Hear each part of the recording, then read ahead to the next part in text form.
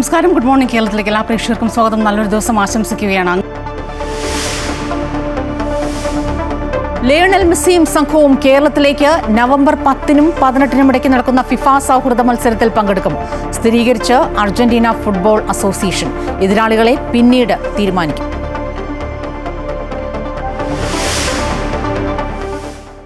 ന്യൂയോർക്കിൽ ബസ് അപകടം, 5 പേർ മരിച്ചു, നിരവധി പേർക്ക് പരിക്ക്. അപകടം നടന്നത് പേംബ്രോക്കിൽ. 50 യാത്രക്കാരിൽ ഇന്ത്യക്കാരുമുണ്ടെന്ന് സ്ഥിരീകരണം.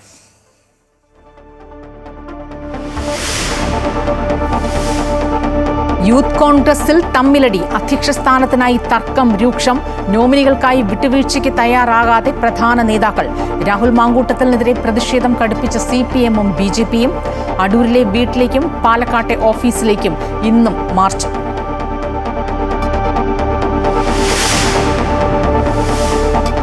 സംസ്ഥാനത്ത് കഴിഞ്ഞ 10 വർഷത്തിനിടെ വന്യജീവി ആക്രമണങ്ങളിൽ കൊല്ലപ്പെട്ടത് 1500-ലധികം മനുഷ്യരെന്ന് വനം വകുപ്പ് രേഖകൾ. 1000-ലധികം പേരും കൊല്ലപ്പെട്ടത് പാമ്പ് കടിയേറ്റ്. കാട്ടാനയാക്രമണത്തിൽ കൊല്ലപ്പെട്ടവരുടെ കണക്കിൽ വനം വകുപ്പ് കൃത്രിമം നടത്തിയെന്ന് കർഷക സംഘടനകൾ.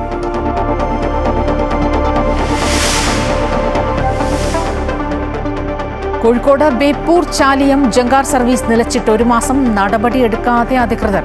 ശാസ്ത്രീയമായി ജങ്കാർ ജെറ്റ് നിർമ്മിക്കണമെന്ന ആവശ്യം. Amrita news special.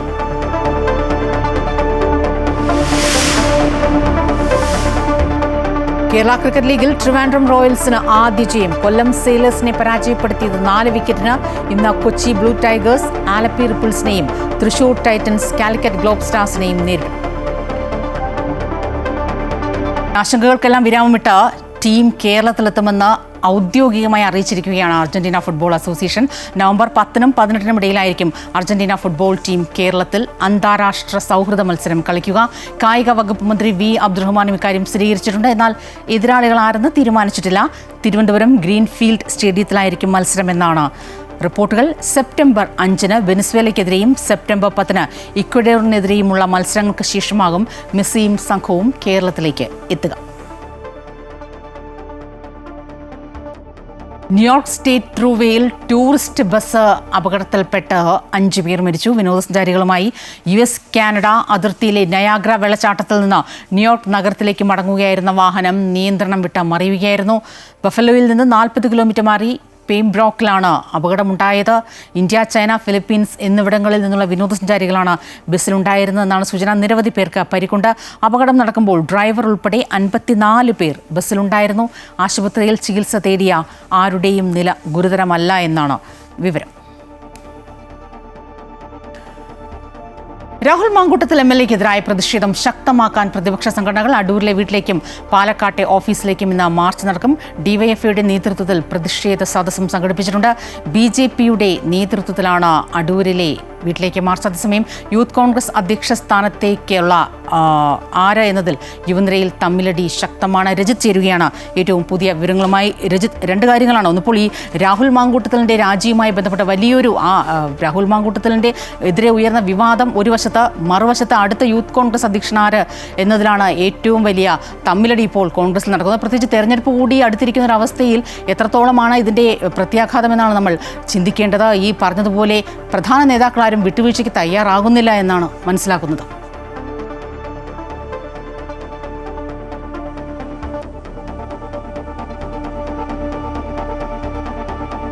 തീർച്ചയായും രാഹുൽ മാങ്കൂട്ടത്തിനെതിരെ വന്നിട്ടുള്ള ആരോപണങ്ങൾ ശക്തമാകുന്ന സാഹചര്യത്തിൽ അതിൽ ശുദ്ധീകരണം നടത്തേണ്ടത് രാഹുൽ മാങ്കൂട്ടം തന്നെയാണ് എന്ന നിലപാടിലേക്കാണ് ആ പാർട്ടി എത്തി നിൽക്കുന്നത്. നമുക്കറിയാം, പാർട്ടി ശക്തമായ നിലപാടിലേക്ക് ഇക്കാര്യത്തിൽ രാഹുൽ മാങ്കൂട്ടത്തിനെതിരെ നീങ്ങുകയാണ്. എന്നാൽ സ്ഥാനം രാജിവെക്കണം, MLA സ്ഥാനം രാജിവെക്കുന്നതുമായി ബന്ധപ്പെട്ടുകൊണ്ട് അതിനും ആ ഒരു കാര്യത്തിലേക്ക് പോകേണ്ടതില്ല എന്നൊരു നിലപാടിൽ തന്നെയാണ് പാർട്ടി ഇപ്പോഴും തുടരുന്നത്. നമുക്കറിയാവുന്ന പോലെ തന്നെ പ്രതിഷേധം ശക്തമാണ് വിവിധ ഭാഗങ്ങളിൽ നിന്നും. അതുപോലെ തന്നെ CPM-ന്റെ ഭാഗത്തു നിന്നും അതുപോലെ തന്നെ BJP-യുടെ ഭാഗത്തു നിന്നും പ്രതിഷേധം ശക്തമായി തന്നെ തുടരുന്ന ഒരു സാഹചര്യമുണ്ട്. ഇന്നും BJP-യുടെ നേതൃത്വത്തിൽ രാഹുൽ മാങ്കൂട്ടത്തിന്റെ അടൂരിലെ വീട്ടിലേക്ക് പ്രതിഷേധ പ്രകടനം നടക്കും. ശക്തമായ പ്രതിഷേധ പ്രകടനങ്ങൾ കഴിഞ്ഞ ദിവസങ്ങളിലായി തുടർച്ചയായി തന്നെ തുടരുന്ന ഒരു സാഹചര്യമുണ്ട്. അതേസമയത്ത് തന്നെ DYFIയുടെ നേതൃത്വത്തിൽ പ്രതിഷേധ സദസ്സടക്കം സംഘടിപ്പിക്കാനാണ് തീരുമാനിച്ചിട്ടുള്ളത്. കഴിഞ്ഞ ദിവസങ്ങളിൽ വിവിധ സ്ഥലങ്ങളിലായി DYFIയുടെ നേതൃത്വത്തിൽ പ്രതിഷേധ പരിപാടികൾ സംഘടിപ്പിച്ചിരുന്നു. താലൂക്കുകളടക്കം കേന്ദ്രീകരിച്ചുകൊണ്ടുള്ള പ്രതിഷേധ പരിപാടികൾക്കാണ് പാർട്ടി നേതൃത്വം നൽകുന്നത്. അതേസമയത്ത് രാഹുൽ മാങ്കൂട്ടത്തിന്റെ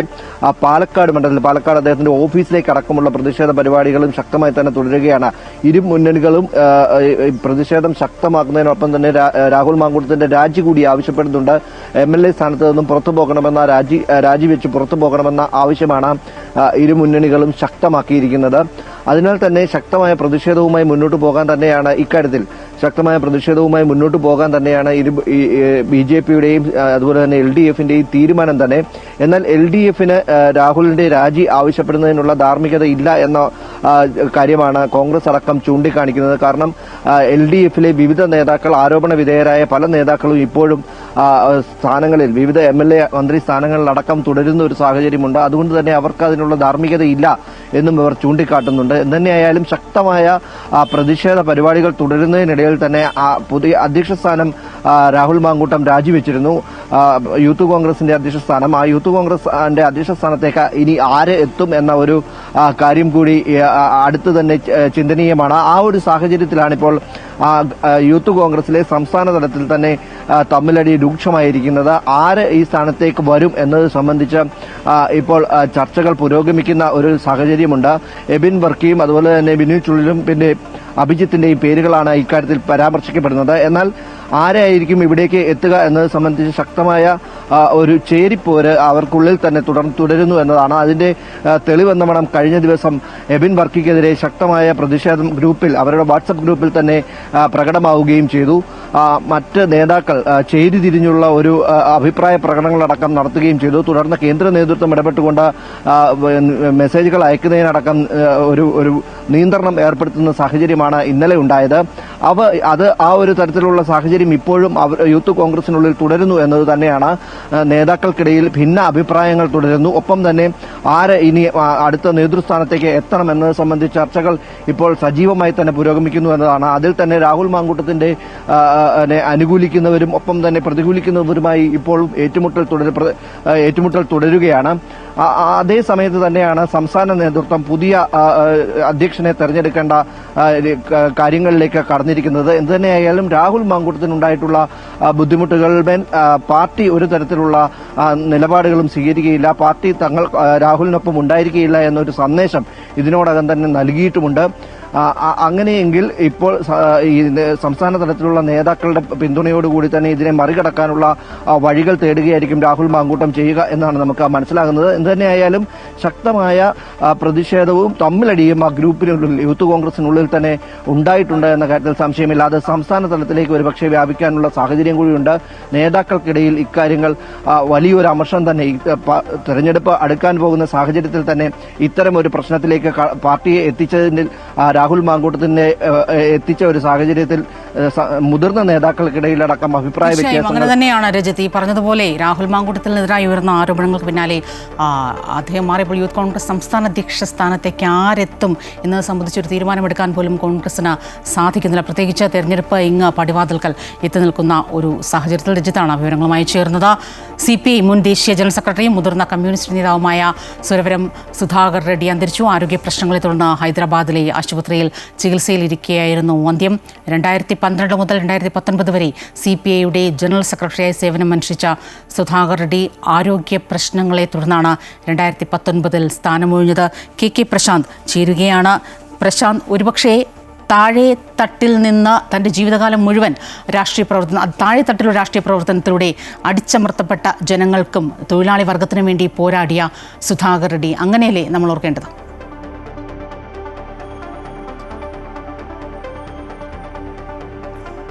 സ്വപ്ന, സുധാകർ റെഡ്ഡി CPIയുടെ ഏറ്റവും താഴെത്തട്ടിൽ നിന്ന് വളർന്നു വന്ന ഒരു നേതാവാണ്. ഒരുപക്ഷെ അങ്ങനെ താഴെത്തട്ടിൽ നിന്ന് വളർന്ന ഉയരങ്ങളിലേക്ക് എത്തുമ്പോൾ സാധാരണ താഴെത്തട്ടിലെ പ്രവർത്തനങ്ങൾ മറക്കുന്ന നേതാക്കളുള്ള ഒരു കാലഘട്ടമാണ്. പക്ഷേ അങ്ങനെ ആയിരുന്നില്ല സുധാകർ റെഡ്ഡി. അപ്പോഴും തൊഴിലാളികളുടെയും അടിച്ചമർത്തപ്പെട്ടവരുടെയും ഒപ്പം തന്നെ പാർശ്വവൽക്കരിക്കപ്പെട്ട ജനവിഭാഗങ്ങളുടെ നേതാവായി നിൽക്കുകയും അവർക്ക് വേണ്ടി പാർലമെന്റിൽ ഉൾപ്പെടെ എല്ലാ സ്ഥലത്തും ശബ്ദമുയർത്തുകയും ചെയ്ത നേതാവാണ് എന്നതുകൂടിയാണ് ഏറ്റവും പ്രധാനപ്പെട്ട കാര്യം. 7 വർഷക്കാലമാണ് CPI ജനറൽ സെക്രട്ടറി പദവിയിൽ സുധാകർ റെഡ്ഡിയുടെ 2012 മുതൽ 2019 വരെ. ആ സമയത്ത് നിരവധിയായ സമര പോരാട്ടങ്ങൾക്ക് രാജ്യതലസ്ഥാനത്തും മറ്റ് സംസ്ഥാനങ്ങൾ കേന്ദ്രീകരിച്ചും നേതൃത്വം നൽകാൻ സുധാകർ റെഡ്ഡിക്ക് കഴിഞ്ഞ കുറച്ച് നാളുകളായി അസുഖബാധിതനായിരുന്നു. ആ അസുഖബാധിതയെ തുടർന്ന് തന്നെയാണ് അദ്ദേഹം ഈ പദവി ഒഴിയാൻ തയ്യാറാകുമൊക്കെ ചെയ്തത്. അങ്ങനെയാണ് പിന്നീട് വിശ്രമ ജീവിതത്തിലേക്ക് പോകുന്നത്. പക്ഷേ ആ സമയത്തും നിരവധിയായ സമരങ്ങളുടെ മുന്നണി പോരാളിയായി തന്നെ സുധാകർ റെഡ്ഡി ഉണ്ടായിരുന്നു. അതിനുശേഷം ഇങ്ങോട്ട് കൂടുതൽ അസുഖബാധിതനായതിനാണ് അങ്ങനെ മാറി നിൽക്കുന്ന ഒരു സാഹചര്യം ഉണ്ടാകുന്നത്. പക്ഷേ അദ്ദേഹമാണ് ഇപ്പോൾ 83-ാമത്തെ വയസ്സിൽ നമ്മെ വിട്ടുപിരിഞ്ഞിരിക്കുന്നത്. നമുക്കറിയാം, നേരത്തെ സ്വപ്നം സൂചിപ്പിച്ച പോലെ തന്നെ താഴെത്തട്ടിൽ ആദ്യം കർഷക തൊഴിലാളികളുമായി ബന്ധപ്പെട്ടുള്ള പ്രശ്നങ്ങൾ ഉയർത്തി തന്നെയാണ് സുധാകർ റെഡ്ഡി തന്റെ ദേശീയ രാഷ്ട്രീയത്തിന്റെ മുഖമായി മാറുന്നത്. പിന്നീട് ഇങ്ങോട്ട് നിരവധിയായ സമര പോരാട്ടങ്ങൾ, അത് കർഷക തൊഴിലാളി സമരമാണെങ്കിലും അതിനുശേഷം കർഷകരുടെ പ്രക്ഷോഭമാണെങ്കിലും അങ്ങനെയൊക്കെ നിരവധിയായ CPI പിന്തുണ നൽകിയ പല സമര പോരാട്ടങ്ങൾക്ക് പിന്നിലും സുധാകർ റെഡ്ഡി ഉണ്ടായിരുന്നു. ഒപ്പം തന്നെ പാർലമെന്റിൽ 2 തവണ പാർലമെന്റിലേക്ക് തെരഞ്ഞെടുക്കപ്പെട്ട വ്യക്തി കൂടിയാണ് സുധാകർ റെഡ്ഡി. നൽഗൊണ്ട മണ്ഡലത്തിൽ നിന്നാണ് സുധാകർ റെഡ്ഡി പാർലമെന്റിലേക്ക് 98-ലും 2004-ലുമാണ് അദ്ദേഹം പാർലമെന്റിലേക്ക് എത്തിയത്. ഇതിൽ തന്നെ പാർലമെന്റിന്റെ തൊഴിലാളികളുമായി ബന്ധപ്പെട്ട പാർലമെന്ററി സമിതിയിൽ അംഗം കൂടിയായിരുന്നു. അതുതന്നെയാണ് അദ്ദേഹത്തിന്റെ ഒരു പ്രത്യേകത. നേരത്തെ സൂചിപ്പിച്ച പോലെ തന്നെ എല്ലാ സ്ഥലത്തും തൊഴിലാളികൾക്ക് വേണ്ടിയാണ് അദ്ദേഹം ശബ്ദിച്ചിരുന്നത്. ASF-ലൂടെയാണ് രാഷ്ട്രീയ പ്രവർത്തനം, പൊതുപ്രവർത്തന രംഗത്തേക്ക് എത്തുന്നത്. അവിടുന്ന് AYF-ന്റെ ചുമതലയിലേക്ക് വരുന്നു. പിന്നീട് സംസ്ഥാനത്തിന്റെ CPI-യുടെ അസിസ്റ്റന്റ് സെക്രട്ടറി ആകുന്നു. അവിടുന്ന് സംസ്ഥാന സെക്രട്ടറിയായി മാറുന്നു. പിന്നീട് അവിടെ ദേശീയ സെക്രട്ടറി ആകുന്നു. ഈ സമയത്തൊന്നും തന്നെ തന്റെ തൊഴിലാളികളുമായുള്ള ബന്ധം അവസാനിപ്പിക്കാൻ അദ്ദേഹം തയ്യാറായിരുന്നില്ല. ഒരുപക്ഷെ ഇടതുപക്ഷ പാർട്ടികൾക്കിടയിൽ ഒരു ഐക്യം കൊണ്ടുവരാൻ കുറെ കൂടി ശ്രമം നടത്തിയ ഒരു നേതാവ് കൂടിയാണ് സുധാകർ റെഡ്ഡി എന്ന് പറയേണ്ടി വരും. പ്രത്യേകിച്ച് പാർട്ടികൾ തമ്മിൽ ഒന്നിച്ച് മുന്നോട്ട് പോകണമെന്നും യോജിക്കാൻ കഴിയുന്ന എല്ലാ വിഷയങ്ങളിലും ഒന്നിച്ച് തന്നെ മുന്നോട്ട് പോകണമെന്ന നിലപാടൊക്കെ അദ്ദേഹം ദേശീയ തലത്തിലെടുത്തു. മാത്രമല്ല, ഇത് BJP-ക്കെതിരായ ശക്തമായ പോരാട്ടം മുന്നോട്ട് പോകുമ്പോൾ സ്വാഭാവികമായും എല്ലാ പാർട്ടികളെയും ഒന്നിച്ചു നിർത്താനുള്ള ശ്രമങ്ങൾക്കൊക്കെ തന്നെ നേതൃത്വം നൽകി. ഒരു ഘട്ടത്തിൽ CPI തന്നെ എന്തിനാണ് ഇത്തരത്തിലൊരു വിട്ടുവീഴ്ച ചെയ്യുന്നൊരു ആക്ഷേപമൊക്കെ ഉയർന്നു വന്ന സമയത്ത് പോലും നിലവിൽ ഈ ഘട്ടത്തിൽ അതാണ് ഏറ്റവും മുന്നോട്ട് പോകാൻ നല്ലത് എന്നും ഒപ്പം തന്നെ പ്രതിപക്ഷം ഒന്നിച്ചു നിൽക്കേണ്ടത് ആവശ്യകതയാണെന്നൊക്കെ പറഞ്ഞൊരു നേതാവ് കൂടിയാണ്. അങ്ങനെ ഉള്ള അതല്ലെങ്കിൽ ദേശീയ രാഷ്ട്രീയത്തിന്റെ സ്ഥിതിഗതികൾ വിലയിരുത്തി, സാഹചര്യങ്ങൾ വിലയിരുത്തി പാർട്ടിയെ മുന്നോട്ട് പോകാൻ ശ്രമിച്ച ഒരു നേതാവ് കൂടിയാണ് ഇല്ലാതായിരിക്കുന്നത്. CPI മുൻ ദേശീയ ജനറൽ സെക്രട്ടറിയും മുതിർന്ന കമ്മ്യൂണിസ്റ്റ് നേതാവുമായ സുരവരം സുധാകർ റെഡ്ഡിക്ക് ആദരാഞ്ജലി അർപ്പിക്കുകയാണ് രാഷ്ട്രീയ കേരളമടക്കം KK പ്രശാന്താണ് വിവരങ്ങൾ നൽകിയത്. കഴിഞ്ഞ 10 വർഷത്തിൻ്റെ സംസ്ഥാനത്ത് വന്യജീവി ആക്രമണങ്ങളിൽ കൊല്ലപ്പെട്ടത് 1500-ലധികം മനുഷ്യരാണ്. 1000-ലധികം പേരും കൊല്ലപ്പെട്ടത് പാമ്പ് കടിയേറ്റെന്നാണ് വനം വകുപ്പിന്റെ രേഖകൾ. കാട്ടാന ആക്രമണത്തിൽ കൊല്ലപ്പെട്ടവരുടെ കണക്കിൽ വനം വകുപ്പ് കൃത്രിമം നടത്തിയെന്ന് കർഷക സംഘടനകൾ ആരോപിച്ചു.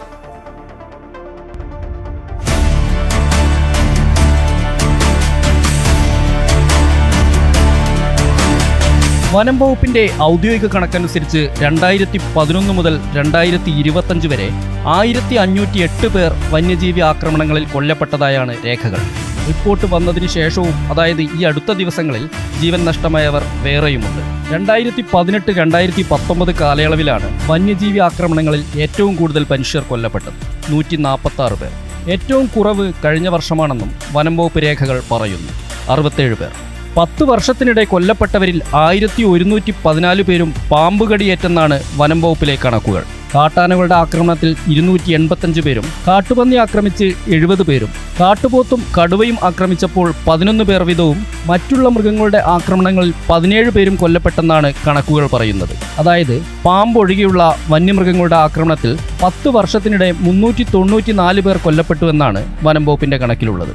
എന്നാൽ പാമ്പ് കടി മരണം വനം വകുപ്പ് പെരുപ്പിച്ച കണക്കാണെന്നാണ് കർഷക സംഘടനകളുടെ ആരോപണം. ഏറ്റവും കൂടുതൽ വന്യമൃഗ ശല്യങ്ങൾ ഓരോ വർഷവും കൂടി വന്നുകൊണ്ടിരിക്കുകയാണ്. അതിനെ ലഘൂകരിച്ച് കാണിക്കാനും വന്യമൃഗശല്യങ്ങൾ, നാടുകളിലുള്ള പാമ്പുകളും അതുപോലെ നാടൻ കുരങ്ങുകളും ഒക്കെയാണ് മനുഷ്യനെ ഉപദ്രവിക്കുന്നുള്ള രീതിയിലേക്ക് വരുത്തി തീർക്കാനുമാണ് വനം വകുപ്പ് ശ്രമിക്കുന്നത്. വനം വകുപ്പ് കഴിഞ്ഞ ആഴ്ച ഇറക്കിയിരിക്കുന്ന നയ രൂപീകരണ രേഖക്കകത്തും വളരെ കൃത്യമായി പറഞ്ഞിരിക്കുന്നതാണ്. കാട്ടാന ആക്രമണങ്ങളിൽ കൊല്ലപ്പെട്ടവരുടെ കണക്കുകൾ ലഘൂകരിച്ചു പറയുകയാണ് വനം വകുപ്പ് ചെയ്യുന്നതെന്ന് കർഷകർ പറയുന്നു. വന്യമൃഗശല്യം മൂലം ഗ്രാമീണ ജനതയുടെ ജീവിതം അനുദിനം ദുസ്സഹമായിക്കൊണ്ടിരിക്കുമ്പോഴും ശാശ്വതമായ സർക്കാർ ഇടപെടൽ ഉണ്ടാകുന്നില്ല എന്നതാണ് വസ്തുത. S Vinesh Kumar, Amrita news, Kozhikode. വടക്കൻ മലബാറിൽ നിന്നുള്ള ആശങ്കയേറുന്ന വാർത്തയിലേക്ക് തന്നെയാണ്. സംസ്ഥാനത്ത് വീണ്ടും അമീബിക് മസ്തിഷ്ക ജ്വരം സ്ഥിരീകരിച്ചതോടെ വലിയ ആശങ്കയിൽ തന്നെയാണ് ആരോഗ്യവകുപ്പ്.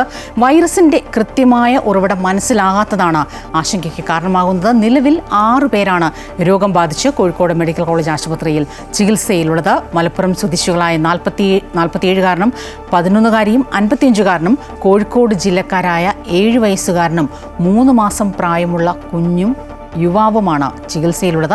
ഇതിനു പുറമെ ഒരാൾ രോഗലക്ഷണങ്ങളോടെയുമുണ്ട്. 3 മാസം പ്രായമുള്ള കുഞ്ഞിന് കിണർ വെള്ളത്തിൽ നിന്നും താമരശ്ശേരിയിൽ രോഗം ബാധിച്ചു മരിച്ച പെൺകുട്ടിക്കും 7 വയസ്സുകാരൻ സഹോദരനും കുളത്തിൽ നിന്നുമാണ് രോഗമുണ്ടായത് എന്ന നിഗമനത്തിലാണ് ആരോഗ്യവകുപ്പ്.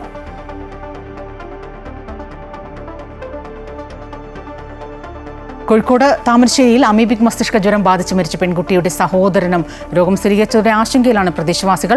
കുട്ടികൾ കുളിച്ച കുളത്തിലെ വെള്ളം പരിശോധനയ്ക്കായി അയച്ചുവെങ്കിലും ഫലം വരാൻ വൈകുന്നത് പ്രതിസന്ധിയാകുന്നുണ്ട്. കുട്ടിയുടെ മറ്റൊരു സഹോദരൻ നിലവിൽ നിരീക്ഷണത്തിൽ കഴിയുകയാണ്.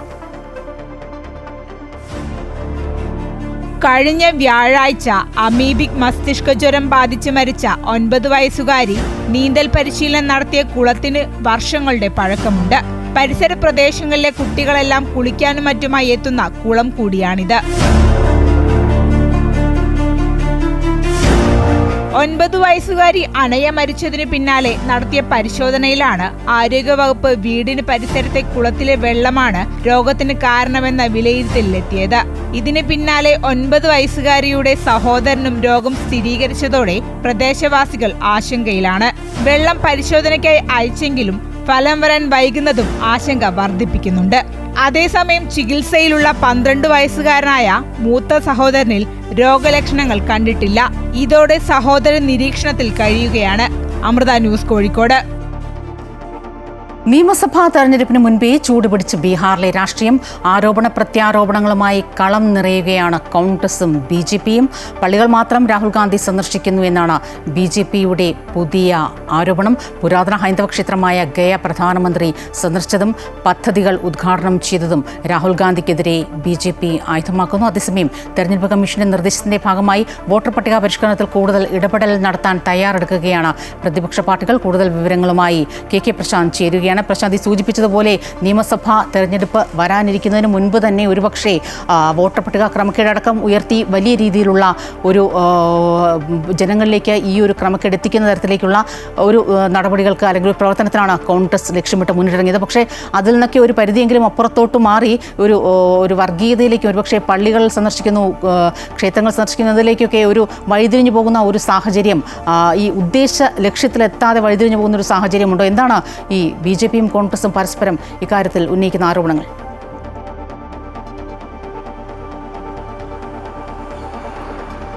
സ്വപ്ന, ബീഹാർ തെരഞ്ഞെടുപ്പിലേക്ക് പോകാൻ ഇനി മാസങ്ങൾ മാത്രമാണ് ബാക്കിയുള്ളത്. അതിനു മുൻപേ തന്നെ അവിടെ കൃത്യമായ രാഷ്ട്രീയം പറഞ്ഞുകൊണ്ട് തന്നെയാണ് കോൺഗ്രസും BJPയും മുന്നോട്ട് പോകുന്നത്. സ്വാഭാവികമായും കഴിഞ്ഞ കുറേ ദിവസങ്ങളിൽ SIR-മായി ബന്ധപ്പെട്ട പ്രതിഷേധമുണ്ടാകുന്നു. ഒപ്പം തന്നെ വോട്ട് മോഷണം അടക്കമുള്ള പ്രതിഷേധങ്ങൾ ഉണ്ടാകുന്നു. ഒപ്പം രാഹുൽ ഗാന്ധിയുടെ വോട്ടർ അധികാര യാത്ര ഇപ്പോൾ നടന്നുകൊണ്ടിരിക്കുന്നു. ഈ സമയത്താണ് പ്രധാനമന്ത്രി ഗയയിലേക്ക് എത്തുന്നത്. പ്രധാനമന്ത്രി ഗയയിലും ബഹുസരായുമായി ബന്ധപ്പെട്ടൊക്കെ തന്നെ എത്തുമ്പോൾ അവിടെ ഉയർത്തിയ രാഷ്ട്രീയം എന്ന് പറയുന്നത് പ്രധാനമായും ബീഹാറുമായി ബന്ധപ്പെട്ട രാഷ്ട്രീയം, അതോടൊപ്പം തന്നെ ഈ വോട്ട് മോഷണം, അതുപോലെ തന്നെ മറ്റു വിഷയങ്ങൾ SIR-മായി ബന്ധപ്പെട്ട ഒരു കാര്യങ്ങളും പ്രധാനമന്ത്രിയുടെ പ്രസംഗത്തിൽ കാര്യമായി ഉണ്ടായിരുന്നില്ല. പ്രധാനമന്ത്രി പ്രധാനമായും പറഞ്ഞത് ഇപ്പോൾ പാർലമെന്റിലേക്ക്, ലോക്സഭയ്ക്ക് മുന്നിലേക്ക് എത്തിയ ബില്ലുകൾ സംബന്ധിച്ചാണ് പ്രധാനമന്ത്രി വലിയ ആശങ്ക ഉയർത്തിയത്. പ്രത്യേകിച്ച് എന്തുകൊണ്ട് പ്രതിപക്ഷം അതിനെ എതിർക്കുന്നു? അഴിമതിക്ക് കുടപിടിക്കുന്ന ഒരു സംവിധാനമായി പ്രതിപക്ഷ പാർട്ടികൾ മാറുന്നു. ബീഹാർ ഏത് തരത്തിലായിരുന്നു ഇതുവരെ ചിന്തിച്ചിരുന്നതെന്ന് കൂടിയാണ് പ്രധാനമന്ത്രി ചോദിക്കുന്നത്. ഈ കഴിഞ്ഞ, അതായത് NDA സർക്കാർ എത്തിയ ശേഷമാണ് ബീഹാറിൽ വെളിച്ചം കണ്ടത്. അതിനു മുൻപ് വിളക്കുമായി നടക്കുന്ന ഒരു പാർട്ടി ഇവിടെ ഉണ്ടായിരുന്നു. ആ പാർട്ടി സ്വന്തം കാര്യങ്ങൾക്ക് വേണ്ടി വിളക്കുമായി നടന്നു. പക്ഷേ ജനങ്ങളെ മുഴുവൻ ഇരുട്ടിലാക്കി എന്നുള്ളതാണ് പ്രധാനമന്ത്രി പറഞ്ഞത്. മാത്രമല്ല, ഇതിപ്പോൾ ഈ ബീഹാറിൽ മാത്രമല്ല, ഇന്നലെ കേരളത്തിൽ അമിത്ഷായും ഇതേ വിഷയം ഉയർത്തുന്നത് നമ്മൾ കണ്ടതാണ്. പ്രത്യേകിച്ച് ഈ ബില്ലുമായി ബന്ധപ്പെട്ട, പുതിയ ഭരണഘടനാ ഭേദഗതിയുമായി ബന്ധപ്പെട്ട പ്രതിപക്ഷം, ഇടത് പാർട്ടികളടക്കം അതിനെ എതിർക്കുന്നു. അത് എതിർക്കുന്നത് എന്തുകൊണ്ടാണെന്ന് വെച്ചാൽ അവർ അഴിമതിക്ക് കുടപിടിക്കുന്നു എന്നുള്ളതാണ്. BJP രാജ്യവ്യാപകമായ ഒരു വലിയ രീതിയിലുള്ള പ്രചരണമായി അത് ഉയർത്തിക്കൊണ്ടുവരുന്നത്. അത് ജനങ്ങൾ സ്വീകരിക്കാനുള്ള സാധ്യത കൂടി നമ്മൾ കാണുന്നുണ്ട്. പ്രത്യേകിച്ച് ഇത്തരമൊരു സാഹചര്യത്തിൽ എന്തിന് ഇത്തരം ആളുകളെ അല്ലെങ്കിൽ ഇത്തരം ഭരണാധികാരികൾ ജനങ്ങൾ ചുമക്കുന്നു എന്നൊരു ചോദ്യമാണ് പ്രധാനമായും BJP ഉന്നയിക്കുന്നത്. അതിൽ തന്നെ പ്രധാനമായും ഇന്ത്യ സഖ്യത്തിന്റെ ഭാഗമായിട്ടുള്ള മന്ത്രിമാർ രാജിവെക്കാത്ത കണക്കുകൾ കൂടി പ്രധാനമന്ത്രിയും അമിത്ഷായും എല്ലാം തന്നെ ഉയർത്തി കാണിക്കുന്നുണ്ട്. ഇതിനിടയിലാണ് ഈ ഗയയിൽ പ്രധാനമന്ത്രി എത്തിയ സമയത്ത് തന്നെയാണ് രാഹുൽ ഗാന്ധി ഇന്നലെ വോട്ടർ അധികാര യാത്രയുമായി ബന്ധപ്പെട്ട ചില മോസ്കുകളിലും മറ്റും സന്ദർശനം നടത്തുകയും മറ്റാളുകളുമായി കൂടിക്കാഴ്ച നടത്തുകയും ചെയ്തിരുന്നു. ഇതോടുകൂടി തന്നെ പ്രാദേശിക BJP നേതൃത്വം ഇത് വലിയ പ്രചരണ വിഷയമായി ഉയർത്തുകയാണ്. മറ്റൊരു സ്ഥലത്തും പോകാത്ത രാഹുൽ ഗാന്ധി ഇങ്ങനെയൊരു വിഭാഗങ്ങളെ മാത്രം കാണുന്നു എന്നതാണ്. കാരണം ബീഹാറിനെ സംബന്ധിച്ച് 18% മുസ്ലിം വോട്ടുകളുള്ള ഒരു സംസ്ഥാനമാണ്. ആ സംസ്ഥാനത്തെ വോട്ടുകൾ, അതായത് ന്യൂനപക്ഷ വോട്ടുകൾ പൂർണ്ണമായും തങ്ങൾക്കിടയിലേക്ക് നിർത്തുക എന്നുള്ളതാണ് കോൺഗ്രസും അതുപോലെ തന്നെ ഇന്ത്യ സഖ്യവും ഉദ്ദേശിക്കുന്നത്. വരുന്നത്. അതിന്റെ ഭാഗമായി, അതായത് വോട്ട് രാഷ്ട്രീയമാണ് ഇത്തരം കൂടിക്കാഴ്ചയിലൂടെ കോൺഗ്രസ് മുന്നോട്ട് വെക്കുന്നതെന്നുള്ളതാണ് BJP ആരോപണം ഉന്നയിക്കുന്നത്. അതുകൊണ്ട് തന്നെ സ്വാഭാവികമായി ഈ ചർച്ചകൾ രണ്ട് തരത്തിൽ, ഒന്ന് നേരത്തെ സൂചിപ്പിച്ച പോലെ തന്നെ ഇപ്പോഴത്തെ രാഷ്ട്രീയ സാഹചര്യങ്ങളുമായി ബന്ധപ്പെട്ടും ഇപ്പോഴത്തെ ഭരണഘടനാ ഭേദഗതിയുമായി ബന്ധപ്പെട്ടുള്ള ചർച്ചകളിലേക്ക് പോകുന്നു. അതോടൊപ്പം തന്നെയാണ് ഇത്തരം നേരത്തെ സൂചിപ്പിച്ച ഈ പരാമർശങ്ങൾ ഉയർത്തിക്കൊണ്ട് തന്നെ സ്വാഭാവികമായും അത്തരം ചർച്ചകളിലേക്ക്, സാധാരണ ജനങ്ങളെ അത്തരം ചർച്ചകളിലേക്ക്, അവർക്കിടയിലേക്ക് അത്തരം ചർച്ചകൾ ഉയർത്തിക്കൊണ്ടുവരുന്ന ഒരു നീക്കത്തിലേക്ക് കൂടി പോവുകയാണ്. ഇത് വരുന്ന ദിവസങ്ങളിൽ കൂടുതൽ ചർച്ചയാകുമെന്ന് തന്നെയാണ് നമുക്ക് മനസ്സിലാക്കാൻ കഴിയുന്നത്. ഏതായാലും ഇതിൽ ഏറ്റവും ശ്രദ്ധേയമായ കാര്യം ബീഹാറിലെ വികസന രാഷ്ട്രീയത്തിന്റെ വലിയ രീതിയിലുള്ള ഒരു മുന്നോട്ട് പോക്കിന് ഗുണകരമാകുന്നത് ഇന്ത്യ സഖ്യം തന്നെയാണ്. അതുകൊണ്ട് അതിനൊപ്പം നിൽക്കണം, അഴിമതിക്കാർക്ക് പിന്തുണ നൽകരുത് എന്നൊരു കൃത്യമായ സന്ദേശം അല്ലെങ്കിൽ അത്തരം പ്രചരണമാണ് BJPയും പ്രധാനമന്ത്രിയെല്ലാം തന്നെ മുന്നോട്ട് വെക്കുകയും ഒക്കെ ചെയ്യുന്നത്. സ്വപ്ന, പ്രശാന്ത്, ഈ വോട്ട് മോഷണം എന്നതുയർത്തിയുള്ള ഈ യാത്രയ്ക്കപ്പുറം ഈ വോട്ടർ പട്ടിക പരിഷ്കരണവുമായി ബന്ധപ്പെട്ട് ഇപ്പോൾ കൂടുതൽ മറ്റെന്ത് ഇടപെടലിനാണ് ഈ പ്രതിപക്ഷം തയ്യാറെടുക്കുന്നത്?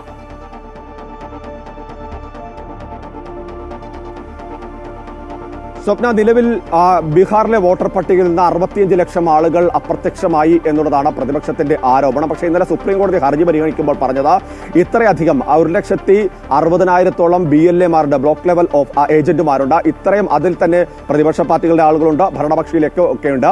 പക്ഷെ അങ്ങനെ അത്രയും ആളുകളുണ്ടായിട്ട് ആകെ 2 പരാതികൾ മാത്രമാണ്, എതിർപ്പുകൾ മാത്രമാണ് ഉയർന്നതായി കാണുന്നത് എന്നുള്ളതാണ് സുപ്രീം കോടതി ഇന്നലെ ചോദിച്ചത്. പക്ഷേ ആ സമയത്ത് പ്രതിപക്ഷം പറഞ്ഞത് ഇത്തരത്തിൽ പരാതികൾ പറഞ്ഞ കൃത്യമായ ഉദ്യോഗസ്ഥ എത്തുമ്പോൾ അവർ ആ പരാതികൾ സ്വീകരിക്കുന്നില്ല, ആ പരാതികൾ ഒഴിവാക്കുകയാണ് ചെയ്യുന്നത്. അതുകൊണ്ടാണ് ഈ പരാതികൾ എതിർപ്പുകളും തന്നെ കാണാത്തത് എന്നുള്ളതാണ് സുപ്രീം കോടതിയിൽ പ്രതിപക്ഷം ഉന്നയിച്ചത്. മാത്രമല്ല, സാധാരണ ആളുകൾക്ക് വോട്ട് ചേർത്ത് അവരുടെ വോട്ടവകാശം ഉറപ്പാക്കാനുള്ള നടപടികൾ പ്രതിപക്ഷ പാർട്ടികളായാലും നിലവിലുള്ള രാഷ്ട്രീയ പാർട്ടി 12 രാഷ്ട്രീയ പാർട്ടികൾ അംഗീകാരമുള്ള 12 രാഷ്ട്രീയ പാർട്ടികൾ ബീഹാറിലുണ്ട്. ആ പാർട്ടികൾ ഇതുമായി ബന്ധപ്പെട്ട പ്രവർത്തനങ്ങൾ മുന്നോട്ട് കൊണ്ടുപോകാനാണ് സുപ്രീം കോടതി നിർദ്ദേശം നൽകിയത്. അതാണ് ഇനി അടുത്ത ഘട്ടത്തിലേക്ക് നടക്കാൻ പോകുന്നത്. കാരണം ഇനി രാഷ്ട്രീയ പാർട്ടികളുടെ കൂടി ഉത്തരവാദിത്തമാണ് അവിടെയുള്ള സാധാരണ ആളുകളുടെ വോട്ട് ഉറപ്പാക്കുക എന്നുള്ളത്. അതിനുള്ള എല്ലാ സഹായവും ചെയ്യണമെന്നാണ് സുപ്രീം കോടതി പറഞ്ഞത്. അതിന്റെ അടിസ്ഥാനത്തിലാണ് ഇപ്പോൾ പ്രതിപക്ഷ പാർട്ടികൾ തങ്ങളുടെ BLA-മാരെ വെച്ചുകൊണ്ട് തന്നെ ഓരോ സ്ഥലത്തു നിന്നും എത്ര പേരുടെ പേര് ഒഴിവാക്കിയിട്ടുണ്ട്, എന്തിന്റെ അടിസ്ഥാനത്തിൽ ഒഴിവാക്കി, ആ ലിസ്റ്റ് ഇപ്പോൾ തെരഞ്ഞെടുപ്പ് കമ്മീഷൻ പ്രസിദ്ധീകരിച്ചിട്ടുണ്ട്.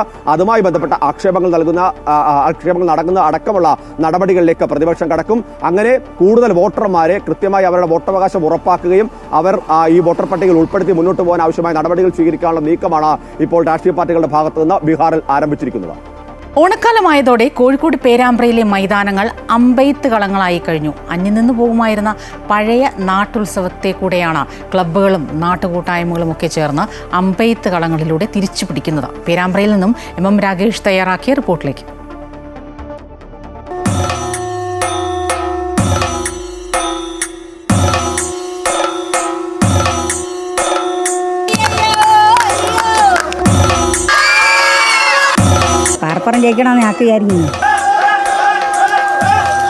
ഓണക്കാലമായാൽ പേരാമ്പ്രയ്ക്കിത് അമ്പെയ്ത്ത് കാലമാണ്.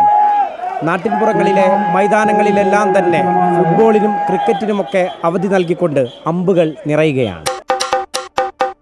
മുൻകാലത്ത് അത്തം 1 മുതൽ തിരുവോണം വരെ നീണ്ടു നിൽക്കുന്ന മത്സരമായിരുന്നു പേരാമ്പ്രയിലെ അമ്പെയ്ത്ത്.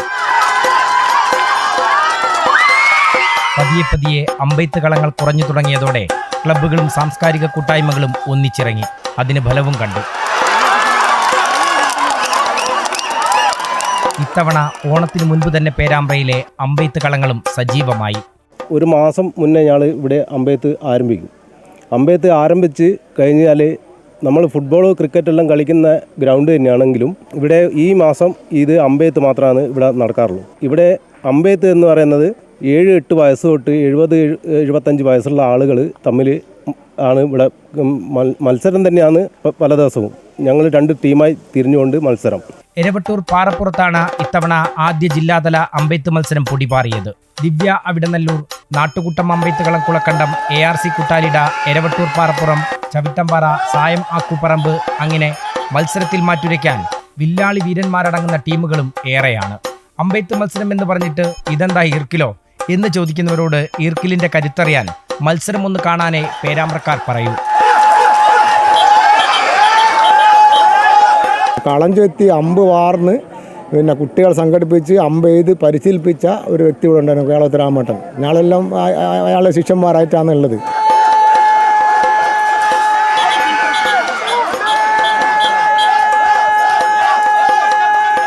ഒരു പുരാതന കാലത്ത് ജന്മിത്വവും നാടുവാഴ്ത്തൊക്കെ ഉള്ള സമയത്ത് ഒന്നിനും ഒരു സ്വാതന്ത്ര്യമില്ല ഇപ്പോൾ പാവപ്പെട്ട ആളുകൾക്ക്.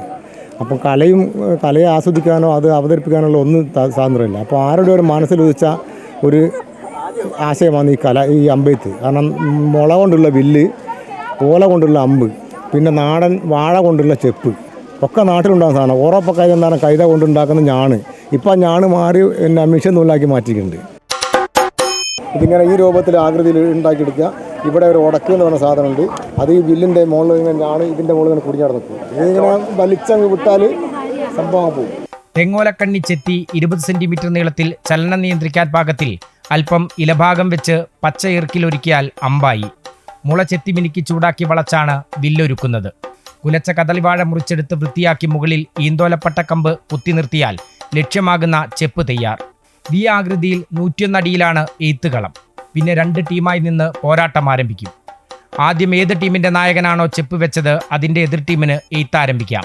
അമ്പ് ലക്ഷ്യത്തിലെത്തിയാൽ പിന്നെ ചെപ്പ് കരസ്ഥമാക്കാനുള്ള ഓട്ടമാണ്.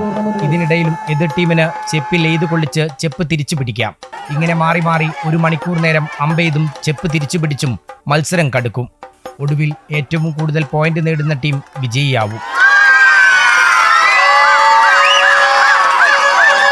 1 മണിക്കൂറാണ് മത്സരം. 2 ടീമാണ് ഈ മത്സരത്തിൽ പങ്കെടുക്കുക. ടോസ് കിട്ടുന്ന ടീം ഒന്നിക്കില്ലെങ്കിൽ എയ്ത്ത് എടുക്കും, അല്ലെങ്കിൽ ഉടക്കെടുക്കും. പഴയ കുറുമ്പ്രനാട് താലൂക്കിലെ പയ്യോർമല രൂപപ്പെട്ട കളി ഓണക്കാലത്തെ നാടിന്റെ ജനകീയ ഉത്സവമായി മാറുകയായിരുന്നു. എയ്യോ എയ്യോ താളത്തിൽ പേരാമ്പ്രയിലെ മൈതാനങ്ങൾക്കിനി വിശ്രമമില്ലാത്ത അമ്പെയ്ത്തിന്റെ ഓണക്കാലമാണ്. ക്യാമറാമാൻ ശ്രീജിത്തിനൊപ്പം MM രാഗേഷ്, അമൃത ന്യൂസ്, കോഴിക്കോട്. ഈ മൊബൈലിൽ നിന്നും ടി വിയിൽ നിന്നുമൊക്കെ മാറി ഓണം ഇത്തരം മൈതാനങ്ങളിലേക്ക് ആളുകളിലേക്കൊക്കെ എത്തുന്നു എന്ന് തന്നെ വലിയൊരു കാര്യമാണ്, സന്തോഷമുള്ള കാര്യമാണ്. ഒരുപാട് പേർ ചേർന്ന് കളിക്കുമ്പോൾ നമുക്ക് അന്യം നിന്ന് പോകുന്ന ഒരുപാട് ഇത്തരത്തിലുള്ള കളികളൊക്കെ കൂടുതൽ പ്രസക്തമാകുന്ന ഒരു കാലഘട്ടം തന്നെയാണ്. മൊബൈൽ ഓണം, ഡിജിറ്റൽ ഓണം ഇതൊക്കെ മാറി ശരിക്കും മൈതാനങ്ങളിലേക്ക് ഇറങ്ങി കൂട്ടായ്മയുടെ ഓണം ആഘോഷിക്കേണ്ട സമയം അതിക്രമിച്ചിരിക്കുന്നു എന്ന് തന്നെ പറയാം. ഓണവുമായി ബന്ധപ്പെട്ട മറ്റൊരു വാർത്തയിലേക്കാണ്. സംസ്ഥാനത്ത് കായ വറുത്തതിൻ്റെയും ശർക്കര വരട്ടിയുടെയും വില കുതിക്കുന്നു. ഓണം അടുത്തതോടെ വിഭവങ്ങളുടെ വില 480 രൂപ കടന്നു. നേന്ത്രക്കായുടെ വില കുറഞ്ഞുവെങ്കിലും വെളിച്ചെണ്ണയുടെ വില വർധനമാണ് ഇതിന് കാരണം. ഇനിയുള്ള ദിവസങ്ങളിലും വില വർദ്ധിക്കാൻ തന്നെയാണ് സാധ്യത.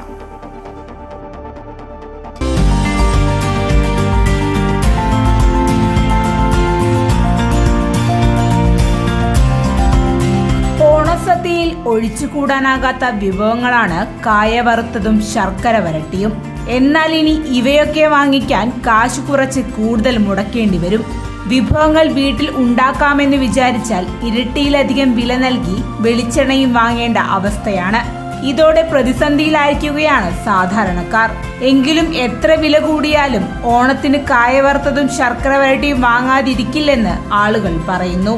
പക്ഷെ മലയാളികളെ സംബന്ധിച്ചിടത്തോളം വറുത്തപ്പേരി ശർക്കരപ്പേരി ഇല്ലാത്ത അത് എത്ര വിലയായാലും ജനങ്ങൾ വാങ്ങും.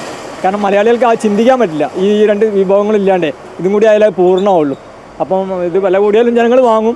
കായ വറുത്തതിനും ശർക്കര വരട്ടിക്കും കിലോയ്ക്ക് 480 രൂപയാണ് വില. 520 രൂപയാണ് പഴുത്ത പഴ ചിപ്സിന്റെ വില. വെളിച്ചെണ്ണ വില വർധനയിലും നേന്ത്രക്കായുടെ വില കുറഞ്ഞതാണ് വ്യാപാരികൾക്ക് ആശ്വാസമാകുന്നത്. വെളിച്ചെണ്ണയ്ക്ക് പണ്ട് ഒരു ടിന്നിന് 4000 രൂപ കൊടുക്കണത്തിൽ ഇപ്പോൾ 11,500 രൂപ കൊടുക്കണം. 12-13 രൂപ ഉണ്ടായിരുന്നു. അത് ചെറിയ എങ്ങനെ കുറഞ്ഞതിനെ കൊണ്ട് ഇപ്പോൾ ഒരു 4 രൂപ 2 ടിന്ന് തന്നെ പറയണേ. ഞങ്ങൾക്ക് ഡെയിലി 2 ടിന്നൊന്നും പോരാലോ. പണി നടക്കണതനുസരിച്ചിട്ട് വെളിച്ചെണ്ണയാവും. അപ്പം അങ്ങനെ ബുദ്ധിമുട്ട്. വായക്കൻ്റെ പൈസ പിന്നെ 1 കിലോ ഇപ്പോൾ 40 രൂപ 42 രൂപ എപ്പോഴും ഉണ്ട് വില. പിന്നെ ഇപ്പോൾ ഈ കുറച്ച് ദിവസം കഴിയുമ്പോൾ നല്ലോണം കൂടും. കുറച്ച് ദിവസം എന്തായാലും ഒരാഴ്ച എന്തായാലും ഓൾറെഡി കൂടിങ്ങോട്ടേ നിൽക്കും.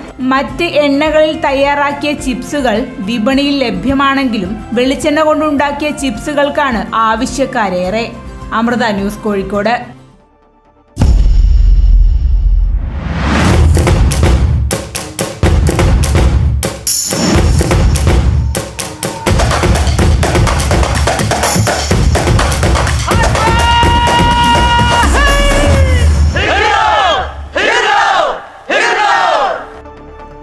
നെഹ്റു ട്രോഫി വള്ളം കളിക്ക് ദിവസങ്ങൾ മാത്രമാണ് ഇനി ശേഷിക്കുന്നത്. കായൽപ്പരപ്പിലെ ഒളിമ്പിക്സായി കാണുന്ന നെഹ്റു ട്രോഫി വള്ളം കളിയിൽ മത്സരാവേശം നിറച്ച പോരിനിറങ്ങുന്ന എണ്ണം പറഞ്ഞ ചുണ്ടൻ വള്ളങ്ങൾക്ക് വേണ്ടി ഉളിയെടുത്ത ഒരു തച്ചനുണ്ട് ആലപ്പുഴയിൽ. ആ കുടുംബത്തിൻ്റെ ഉളി പതിക്കാത്ത ചുണ്ടൻ വള്ളങ്ങൾ ഇന്ന് വിരളമാണ്.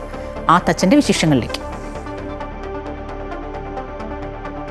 1989 കല്ലൂപ്പറമ്പൻ ചുണ്ടനായി ഉളിയെടുത്ത് തുടക്കം. അച്ഛൻ കോയിൽമുക്ക് നാരായണനാചാര്യയുടെ പാത പിന്തുടർന്ന എണ്ണം പറഞ്ഞ ചുണ്ടൻ വള്ളങ്ങളുടെയും പേരുകേട്ട ചെറുവള്ളങ്ങളുടെയും ശില്പി. ആലപ്പുഴയിലെ വള്ളപ്രേമികളുടെ സ്വന്തം സാബു നാരായണനാചാരി. ആയാവറമ്പ് പാണ്ടി എന്ന് പറഞ്ഞ പുത്തൻ ചുണ്ടൻ്റെ നിർമ്മാണമായിട്ട് ബന്ധപ്പെട്ടാണ് പുത്തൻ ചുണ്ടൻ്റെ നിർമ്മാണത്തോട്ട് വരുന്നത്. അത് കഴിഞ്ഞ് 2012 അതിൻ്റെ വർക്ക് പൂർത്തീകരിച്ച് കഴിഞ്ഞ്, അതായത് 1994 അവർക്ക് വള്ളം ഉണ്ടായിരുന്നു. 94 ഒരു വള്ളം വന്നത്. അത് വള്ളത്തിൻ്റെ കാലപ്പഴക്കം വന്ന കാരണം അത് പിന്നെ 2012 ഒരു പുതിയ വള്ളം അവർ അവിടുത്തെ കരക്കാർ നേതൃത്വം കൊടുത്തുകൊണ്ട് തുടങ്ങി. ആ 2012 അത് കഴിഞ്ഞാണ് 2013 ഒരു ചുരുളൻ്റെ വർക്കായിരുന്നു. ഒരു ചുരുളൻ്റെ വർക്കായിരുന്നു. ആ വർഷം ചുണ്ടൻ്റെ വർക്കില്ലായിരുന്നു. 2013 ഒരു പിന്നെ വേങ്ങൽ പുത്തമ്പീടനം എന്ന് പറഞ്ഞ ഒരു ചുരുളൻ വള്ളത്തിൻ്റെ വർക്കായിരുന്നു. പിന്നെ അങ്ങനെയാണ് 2014 രണ്ടാമത്തെ വള്ളമാണ് സെൻറ്റ് ബേസ് ചുണ്ടൻ, മങ്കമ്പ് തെക്കേക്കരയിലിരിക്കുന്ന ചരത്തിയാഗിരി. 2013 അത്. പിന്നെ 2014 നടുഭാഗം കഴിഞ്ഞ ഉടനെ വിയോപുരം ചുണ്ടൻ, വിയോപുരം കഴിഞ്ഞ ഉടൻ ചെറുതന കഴിഞ്ഞ ഉടൻ ഇപ്പം നമ്മളിരിക്കുന്ന 6ാം തമ്പുരാൻ, പിന്നെ തലവടി പുത്തൻ ചുണ്ടൻ 6ാമത്തെ ചുണ്ടൻ. പിന്നെ അത് കഴിഞ്ഞ് 7ാമത്തെയാണ് മേൽപ്പാടം. ഇപ്പം പടിയിൽ നിലവിൽ നമുക്ക് നടന്നുകൊണ്ടിരിക്കുന്ന പണി അടുത്ത പുതിയ ചുണ്ടൻ അടുത്ത വർഷം, ഈ വർഷത്തെ കളിക്കത്തില്ല, അടുത്ത നെഹ്റു ട്രോഫിക്ക് ഇറക്കാൻ നിരണം പുണ്യാളൻ. ഇന്ന് നെഹ്റു ട്രോഫിക്കായി പോരാട്ടത്തിനിറങ്ങുന്ന പേരുകേട്ട പല ചുണ്ടൻ വള്ളങ്ങളും സാബു ആചാര്യയുടെ കരവിരുതിൽ ജന്മമെടുത്തവയാണ്. ഇതിനോടകം 7 ചുണ്ടൻ വള്ളങ്ങൾ സാബു നിർമ്മിച്ചു കഴിഞ്ഞു. വള്ളം പണിത തച്ചനോടുള്ള ആദരസൂചകമായി 6ാമതായി നിർമ്മിച്ച തലവടിച്ചുണ്ടന് തലവടിക്കാർ സ്നേഹത്തോടെ 6ാം തമ്പുരൻ എന്ന് പേരും നൽകി. ഒരു പുത്തൻ ചുണ്ടൻ്റെ നിർമ്മാണം എന്ന് പറഞ്ഞൊരു നമ്മളിപ്പോൾ അതിൻ്റെ ആനുപാതികമായിട്ട് അതിൻ്റെ കാര്യങ്ങളെല്ലാം അടുത്ത് തടി മറ്റുള്ളതെല്ലാം അടുത്ത് വന്ന ഒരു 7-7.5 മാസം. ഒരു ഫുൾ ടീം കളിക്കുന്ന ഒരു വള്ളത്തിനെ സംബന്ധിച്ച് പറഞ്ഞാൽ അതിൻ്റെ നീളം എന്ന് പറഞ്ഞ ഒരു 128 അടി നീളം വരും. 128 അടി നീളം വരും. പിന്നെ അതിൻ്റെ സെൻട്രലത്തെ വണ്ണം എന്ന് പറയുന്നത് ഒരു 64 ഇഞ്ച് വരും. പിന്നെ അതിൻ്റെ ഉള്ളിലോട്ടുള്ള താഴ്ച ഒരു 22 ഇഞ്ച് വരും. അങ്ങനെ പോകുന്നു. നിരവധി വെപ്പ് ഓടി വള്ളങ്ങളും സാബുവിൻ്റെ ഉളിയിൽ ജന്മമെടുത്തിട്ടുണ്ട്. വള്ളങ്ങളുടെ ഉളികുത്ത്, വള്ളം മലർത്തൽ, നീരണിയൽ, അറ്റകുറ്റപ്പണികൾ തുടങ്ങി വള്ളത്തിൻ്റെ എല്ലാ ക്രമങ്ങളിലും ഈ തച്ചൻ്റെ സാന്നിധ്യമുണ്ട്. മത്സരിക്കുന്നതാണ് ഒരു 6 എണ്ണത്തോളം ഉണ്ട്. 6 എണ്ണത്തോളം പ്രതീക്ഷയോടെ കളിക്കുന്നുണ്ട് നെഹ്റു ട്രോഫി.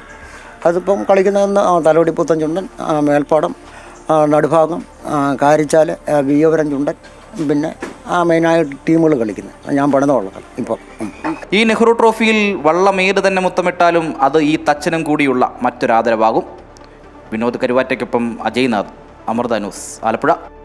തിരമാലകൾ കടലോരത്ത് തീർക്കുന്ന അപൂർവതകളെ ക്യാമറയിൽ പകർത്തി അന്താരാഷ്ട്ര ശ്രദ്ധ നേടുകയാണ് ഫോട്ടോഗ്രാഫറായ കാസർകോട്ടെ അമീർ അലി ഒളവറ. ഷാർജയിൽ പ്രൊഫഷണൽ ഫോട്ടോഗ്രാഫറായ അമീർ അലി ഗോവയിലെ ബാഗ ബീച്ചിൽ നിന്ന് പകർത്തിയ ഫോട്ടോകൾ ജൈവ വൈവിധ്യങ്ങളുടെ കാഴ്ചകളാണ്.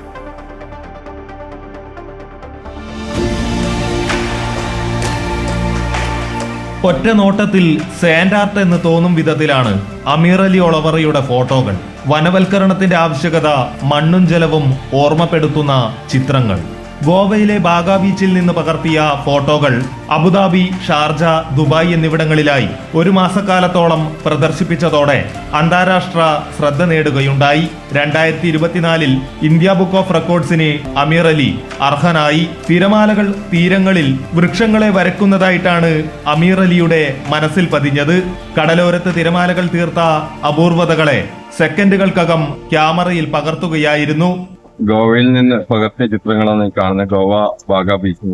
ഫസ്റ്റിൽ എനിക്ക് ഒരു കൈന്റെ, നമ്മളൊരു കൈ ഉള്ളങ്കൈന്റെ ഒരു രൂപത്തിലുള്ള ഒരു ചിത്രമാണ് ഞാൻ ഫസ്റ്റ് എനിക്ക് ക്യാപ്ചർ ചെയ്യേണ്ടി വന്നത്. അതിൽ ശരിക്കും എനിക്ക് ഫീൽ ഉണ്ടായെന്ന് വെച്ചാൽ നമ്മളെ കൈന്റെ ഒരു വിരൽ എങ്ങനെ നഷ്ടപ്പെട്ടതിനുണ്ടെന്ന് എത്രത്തോളം പെയിൻ ആയിരിക്കും. അതായിരിക്കും ഒരു മരത്തിന്റെ ശില്ലകൾ കട്ടായി പോയി കഴിഞ്ഞാൽ അതിനുണ്ടാകും. അതിനാണ് ഞാൻ പിക്ചർ ബാക്കി ഇങ്ങനെ നോക്കാൻ തുടങ്ങിയത്. അങ്ങനെ ഒരു 10-30 പിക്ചേഴ്സ് കിട്ടിയിട്ടുണ്ടായിരുന്നു. ചെറിയ ടൈം മാത്രമേ ഇതിനുള്ളൂ. വിത്തിൻ സെക്കൻഡുകൾ കൊണ്ട് അടുത്ത തിര വന്നു കഴിഞ്ഞാൽ ഇമേജിന് ഇല്ലാണ്ടാവും. ഫോട്ടോകൾ കണ്ടാൽ ഒരു ചിത്രകാരൻ വരച്ച മരങ്ങളെന്ന് മാത്രമേ തോന്നുകയുള്ളൂ. ഷാർജയിൽ പ്രൊഫഷണൽ ഫോട്ടോഗ്രാഫറായ അമീർ അലി വനനശീകരണത്തിനെതിരെയുള്ള 100ഓളം ചിത്രങ്ങൾ പകർത്തിയിട്ടുണ്ട്. തൃക്കരിപ്പൂരിൽ നടന്നുവരുന്ന ഫോട്ടോ പ്രദർശനം ആയിരങ്ങളെ ആകർഷിച്ചു. അമൃത ന്യൂസ്, കാസർഗോഡ്. 1 മാസക്കാലമായി അധികൃതരുടെ അനാസ്ഥ കാരണം കോഴിക്കോട് ബേപ്പൂർ ചാലിയം ജങ്കാർ സർവീസ് നിലച്ചിരിക്കുകയാണ്. ബേപ്പൂരിൽ നിന്നും ചാലിയത്തേക്കും തിരിച്ചും കടവ് കടക്കാൻ യാത്രക്കാർ ഇപ്പോൾ 11 കിലോമീറ്റർ അധികം ദൂരമാണ് സഞ്ചരിക്കേണ്ടി വരുന്നത്. സർവീസ് വീണ്ടും ആരംഭിക്കണമെന്നാവശ്യപ്പെട്ട് നാട്ടുകാർ പ്രക്ഷോഭം തുടങ്ങിക്കഴിഞ്ഞു. ബേപ്പൂർ ചാലിയൻ ജങ്കാർ നിലച്ചതോടെ ഫറോക്ക് കരുവന്തിരുത്തി വഴി 11 കിലോമീറ്ററോളം അധികം ദൂരമാണ് യാത്രക്കാർക്ക് സഞ്ചരിക്കേണ്ടി വരുന്നത്. പലരും ജങ്കാർ നിലച്ചതറിയാതെ വന്ന് മടങ്ങിപ്പോവുകയാണ്. കാറും ലോറിയും ഉൾപ്പെടെയുള്ള വലിയ വാഹനങ്ങളടക്കം കടവ് കടക്കാൻ ഉപയോഗപ്പെടുത്തിയിരുന്ന ബേപ്പൂർ ചാലിയം ജങ്കാറാണ് ഒരു മാസക്കാലമായി നിലച്ചിരിക്കുന്നത്. ബേപ്പൂർ ഭാഗത്തെ ജങ്കാർ ജെട്ടിയിലൂടെ യാത്രക്കാരും വാഹനങ്ങളും കടക്കുമ്പോഴുള്ള അപകടാവസ്ഥയാണ് ജങ്കാർ നിർത്തിവെക്കാൻ കാരണം. കടലുണ്ടി ഗ്രാമപഞ്ചായത്താണ് യാത്രാ പ്രശ്നം പരിഹരിക്കേണ്ടതെങ്കിലും ഇതുവരെയും നടപടിയുണ്ടായിട്ടില്ല. പഞ്ചായത്താണ് കരാറടിസ്ഥാനത്തിൽ ജങ്കാർ സർവീസിനായി കമ്പനിയെ നിയോഗിച്ചത്. കമ്പനി വാടകയ്ക്കെടുത്ത് സർവീസ് നടത്തിയ ജങ്കാറാണ് ജെട്ടിയുടെ അപകടാവസ്ഥ കാരണം നിർത്തിവെച്ചത്.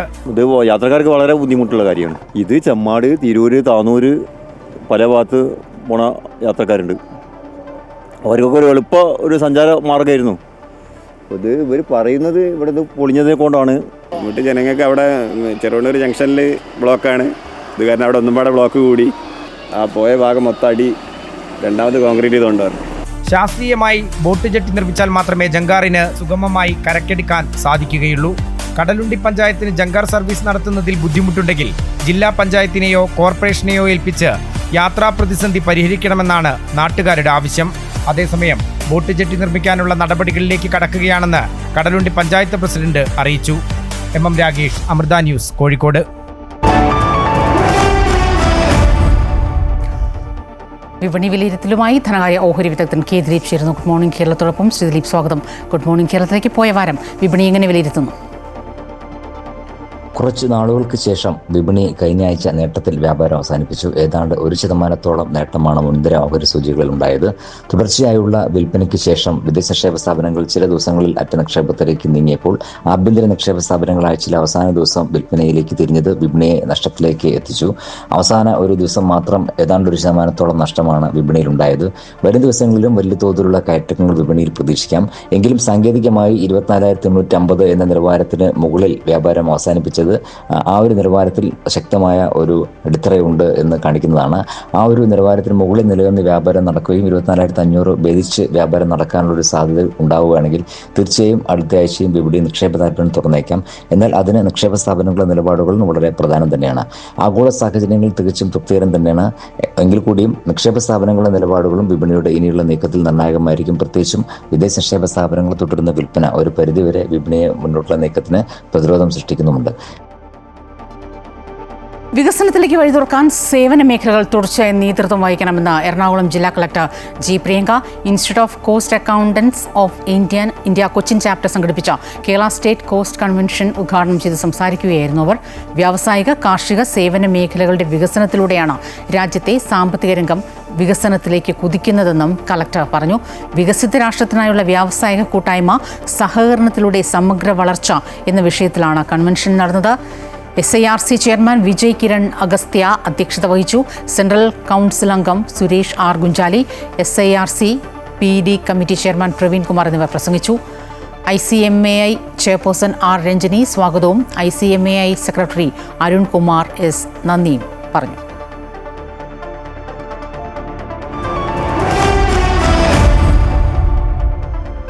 കേരള ക്രിക്കറ്റ് ലീഗിൽ സീസണിലെ ആദ്യ ജയം സ്വന്തമാക്കിയ ട്രിവാൻഡ്രം റോയൽസ് നിലവിലെ ചാമ്പ്യന്മാരായ കൊല്ലം സെയിലേഴ്സിനെയാണ് ട്രിവാൻഡ്രം പരാജയപ്പെടുത്തിയത്. ആദ്യം ബാറ്റ് ചെയ്ത കൊല്ലം 20 ഓവറിൽ 9 വിക്കറ്റ് നഷ്ടത്തിൽ 164 റൺസ് എടുത്തു. അർദ്ധ സെഞ്ചുറികൾ നേടിയ വത്സൻ ഗോവിന്ദും അഭിഷേക് നായരുമാണ് ടീമിനെ മികച്ച സ്കോറിലെത്തിച്ചത്. മറുപടി ബാറ്റിംഗിനിറങ്ങിയ ട്രിവാൻഡ്രം റോയൽസ് ഒരു ഓവർ ബാക്കി നിൽക്കെ റിയ ബഷീറിന്റെ അർദ്ധ സെഞ്ചുറിയുടെ മികവിൽ വിജയം നേടുകയായിരുന്നു. ഇന്നലെ നടന്ന ആദ്യ മത്സരത്തിൽ ആലപ്പി റിപ്പിൾസിനെ 7 വിക്കറ്റിന് തകർത്ത് തൃശൂർ ജയം നേടി. റിപ്പോർട്ടറുടെ ഗുഡ് മോർണിംഗ് കേരളം പൂർണ്ണമാകുന്നു. കൂടുതൽ വാർത്തകൾ അമൃത ന്യൂസ് യൂട്യൂബ് ചാനൽ തുടരും. നമസ്കാരം.